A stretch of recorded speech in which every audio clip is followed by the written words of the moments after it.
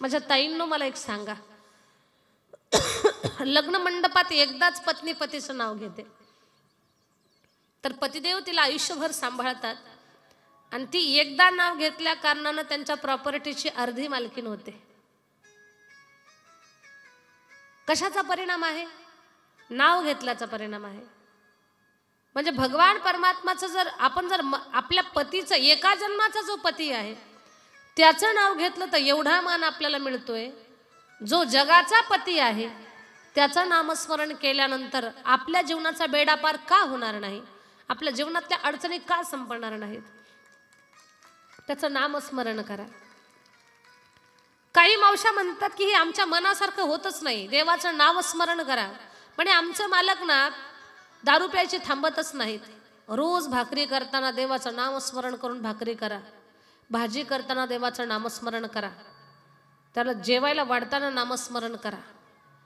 तुमच्या पतीच्या संदर्भात अंथरूण टाकणं असेल, कपडे धुणं असेल, चहा करून देणं असेल, आंघोळीला पाणी टाकणं असेल, कुठली सेवा असेल ती सेवा करताना तुम्ही नामस्मरण करा. कसं परिवर्तन होत नाही ते पहा.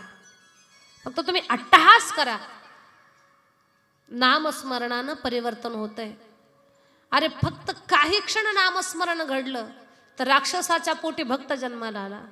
हिरण्यकश्यपू राक्षस आहे, पण पत्नीनं देवाचं नामस्मरण केलं तर प्रल्हादासारखा भक्त रत्न पोटी जन्माला आलं. आपल्या जीवनात बदल का होणार नाही? पण आपण नामस्मरण करावा. देवाची खूप मोठी ताकद आहे. मुकम करोति वाचालम, ते मुक्याला बोलवायला लावल. पंगुम लंघयते गिरिम, पांगळा पर्वत चढून जाईल. मुकम करोति वाचालम पंगुम लंघयते गिरिम यत् कृपाम तमहं वंदे परमानंद माधवम. आंधळ्याचे डोळे, पांगळ्याचे पाय, तुका म्हणे वृद्ध होती तरणे रे. हे घडल, पण त्याच्यासाठी तुम्हाला नामस्मरण करावं लागेल. माता पहा, मा भगवतीच्या नामस्मरणानं कुणाच्या जीवनामध्ये परिवर्तन झालं ती कथा ऐका. कथा मी देवी भागवत या ग्रंथाच्या आधारे तुम्हाला ही कथा सांगत आहे. देवदत्त नावाचे ब्राह्मण आहेत. त्यांनी पुत्र प्राप्तीसाठी तमसा नदीच्या काठावर फार मोठा एक यज्ञ ठेवला. त्या यज्ञामध्ये अनेक ऋषीमुनी साधू संत यज्ञासाठी बोलावले. गोभील मुनींना मंत्र उच्चाराचं काम सांगितलं. पूर्ण यज्ञाची तयारी चालू झाली आणि यज्ञाची तयारी चालू झाल्यानंतर मंत्र उच्चार वगैरे सगळं काही व्यवस्थित त्या ठिकाणी चालू आहे. देवदत्त नावाचे ब्राह्मण आणि त्यांची पत्नी स्वतः दोघे जण यज्ञासाठी बसलेले आहेत. लक्षपूर्वक ऐका.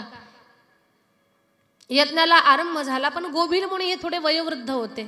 मंत्र उच्चार करायचे, पण मंत्र उच्चार करताना कधी श्वास लांबायचा तर कधी आखूड व्हायचा. देवदत्त सुद्धा जाणकार होते मंत्रामधले. त्यांच्या लक्षात आलं की अरे हे गोभील मुनी मंत्र उच्चार करताना श्वास कधी लांबवतात, कधी आखूड करतात. याना मंत्राचा उद्देश चुकल. म्हणून ते गोभील मुनी मंत्र उच्चार करत असताना देवदत्त त्यांना चुकीचं बोलला. गोभील महाराज, काय असं मूर्खासारखं श्वास लांबवता, आखूड करता? मंत्र उच्चारणाऱ्या आपल्या गुरुस्थानी असणाऱ्या व्यक्तीला जर आपण मूर्ख म्हणत असू तर ही गोष्ट बरी नाही. राग आला गोभील मुनीला. अरे यज्ञाचा उद्गाता म्हणून मला तो बोलावलंस आणि तू खुशाल मला मूर्ख म्हणतोस. शाप आहे माझा तुला. या यज्ञातून तर तुला पुत्र होईलच, कारण तो पुत्र प्राप्तीसाठी यज्ञ करत आहेस. तुला मुलगा होईल, पण तो अतिशय मूर्ख निघेल, त्याला बुद्धीच राहणार नाही. चांगली कामं करत असताना खूप काळजीपूर्वक ते चांगलं काम पार पाडेपर्यंत आपल्याला आपल्या जिभेवर ताबा ठेवावा लागणार आहे. चांगलं काम हाताला धरलंय, पण देवदत्त मंत्र उच्चार करणारलाच मूर्ख म्हणतो, ही गोष्ट काही बरी नाही.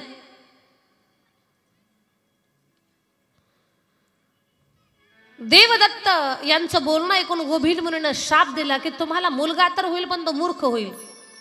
वाईट वाटते. पती पत्नी दोघांना शरण आले, पाया पडले, म्हणे महाराज चूक झाली आमच्याकडनं, तुम्हाला मूर्ख नको म्हणायला पाहिजे होतं, पण मी मूर्ख म्हटलो, मला माफ करा आणि काहीतरी मला उपशाप द्या, मला माझ्या पोटी जे मूल जन्माला येणार आहे त्याला मूर्ख नको. तो जर मूर्ख जन्माला आला तर एवढा मोठा यज्ञ करून काय उपयोग होणार आहे. म्हणजे मग विशिष्ट काळानंतर त्याला ज्ञान प्राप्त होईल आणि मग तो एवढा विद्वान बनेल की त्याच्यामुळे तुमचं नाव या जगामध्ये होईल.